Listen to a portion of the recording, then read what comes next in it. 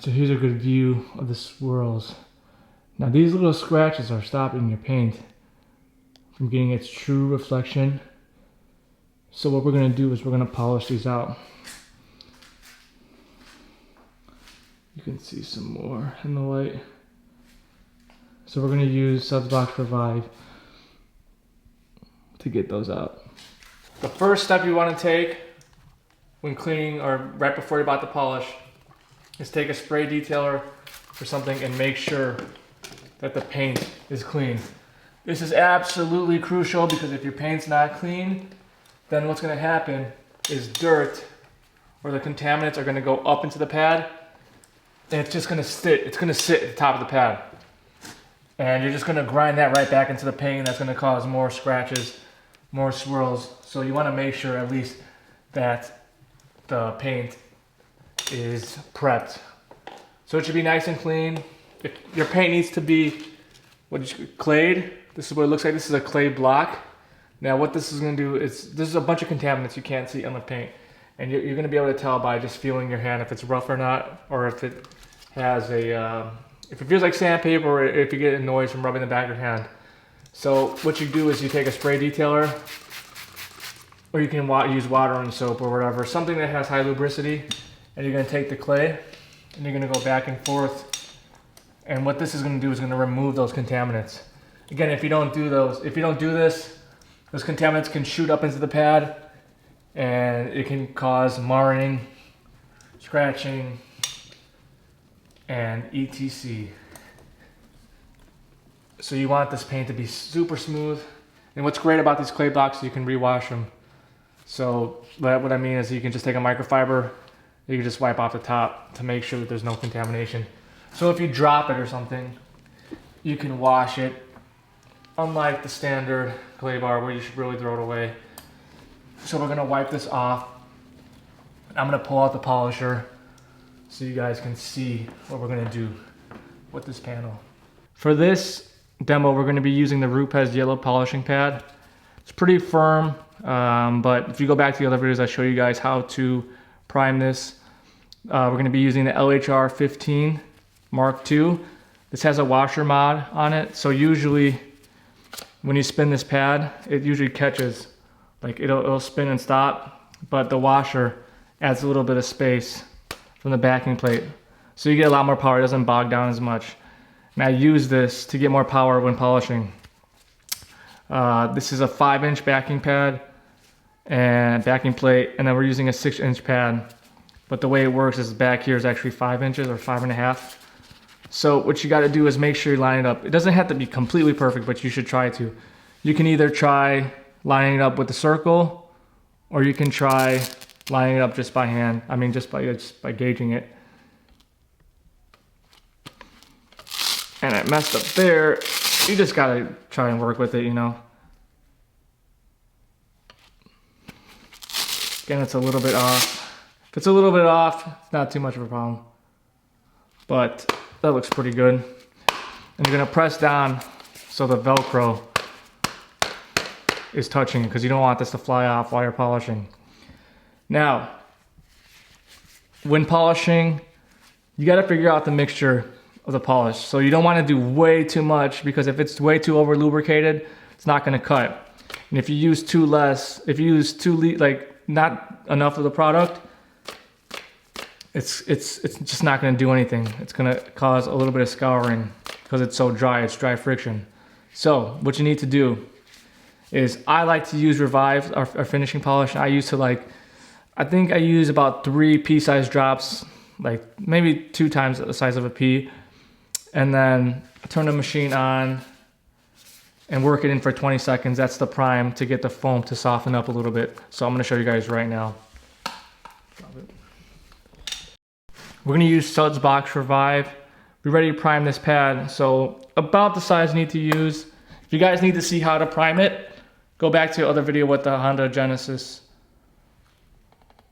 It sounds like I said Hyundai Genesis. I hope that's how you say it. But you want to use somewhere around this product, this amount. That way you have plenty, you have enough lubrication, and you have enough to cut. So what you're going to do, you're going to come over here. And you're gonna start it on, if you're a beginner, I suggest starting on speed 1. If you're not, then I suggest you can just go to speed 4 already. The cord should always, you should try and keep it wrapped around your shoulder. Not a big deal. As long as it's not touching the paint, you should be okay. Speed 1, I'm gonna show you guys beginners. You're gonna go to speed 1 and you're gonna turn it up to speed 4. You can do it while it's still on the paint, or you can just take it off and then turn it off, I should say, and then turn it on to speed 4 if that makes it easier. But a lot of people like to spread it in, so that's what we're gonna do. Again, very light pressure with your hand. You're not digging it into the paint right now. That's more when you're cutting, but we're gonna see what kind of results we can get. So speed 1, now I'm gonna move up to speed 4.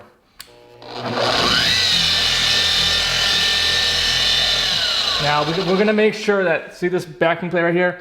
We put a black mark here with just a permanent marker, so when it spins, we know it's spinning. But when you hit curves and stuff on panels, on concave panels, what's gonna happen is it's gonna stop spinning. So that's why we adjust speed to make up for that. So here's the difference.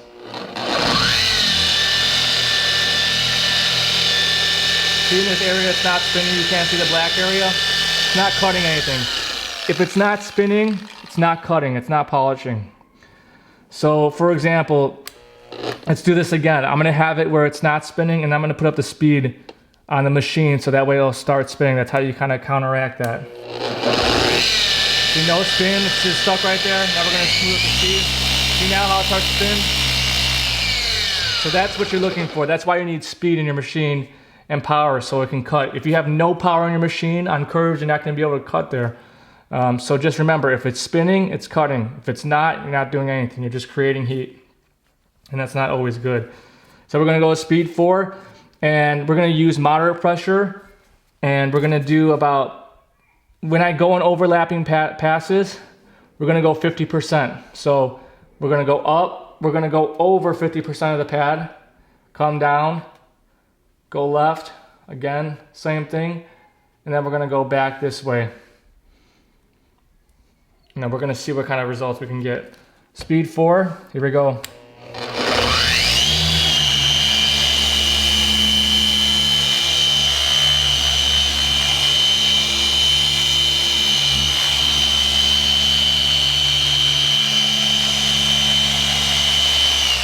Now our movement is a big thing.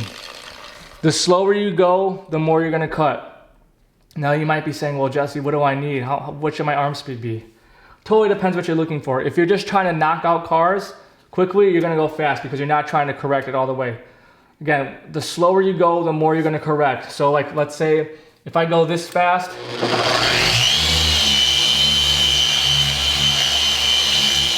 you're probably working at a body shop or something, trying to get cars done. You're not concerned about correcting as much. You just wanna give it a good gloss. If you go slower like this, you're gonna correct way more, and you're just gonna get way better results because it's cutting more in the area. I mean, just think about if you sit in one spot 2 seconds versus half a second, you're gonna be, cutting that much more.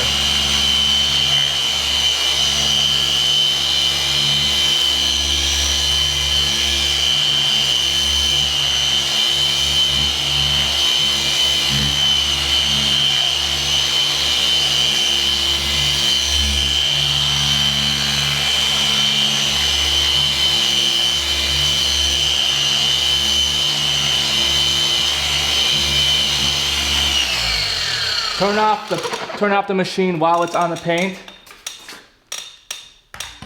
Never take the machine off and then turn it off because you're just gonna get splatter everywhere. And then you have to really be careful with these. I mean, too, because it has a washer mod in it. So what that's gonna do is, if you have the washer mod, it's gonna keep spinning while you turn it on, and it can splatter stuff. Next step is to take a really high quality microfiber towel, and you're gonna buff off. You need to make sure you need to use easy pressure. If you need help, this is really easy to wipe off. If you need help, use a spray detailer or something that will lubricate the surface. I don't ever recommend polishing in the sun because it's just gonna dry quickly and it's gonna be hard to take it off. Now you can see how much the paint popped just from that little step. And so we're just gonna do that all over the car. And we're gonna show you the results of the door once we get finished with this. Now we're gonna use a smaller machine. This is the Rupes LHR 75E. This is just a smaller version. So this is a 3-inch backing plate and we have a 4-inch pad. So we're gonna put Revive on here. We already primed it again. If you need to see how to prime it, go back to our Hyundai Genesis video. We're gonna come over here. And this machine is gonna be used for smaller areas. I mean, it's gonna be really hard to get a 6-inch in these areas. So what we do is we take a 4-inch pad, 3-inch backing plate. And we're gonna come in here and do the same thing. Already primed, we're just gonna go speed 4, and we're gonna polish around here. Here we go.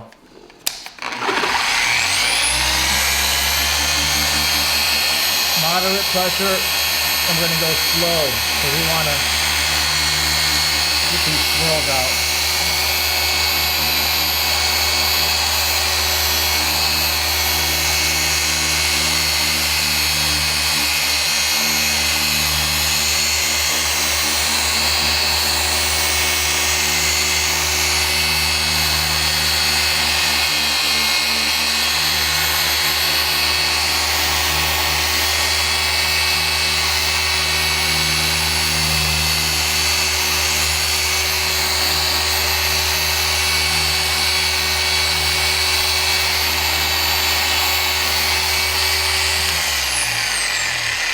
Try and keep the pad as flat as possible. I mean, there's some times where you're gonna need to angle it, but that's more advanced stuff, and I'll have videos on that.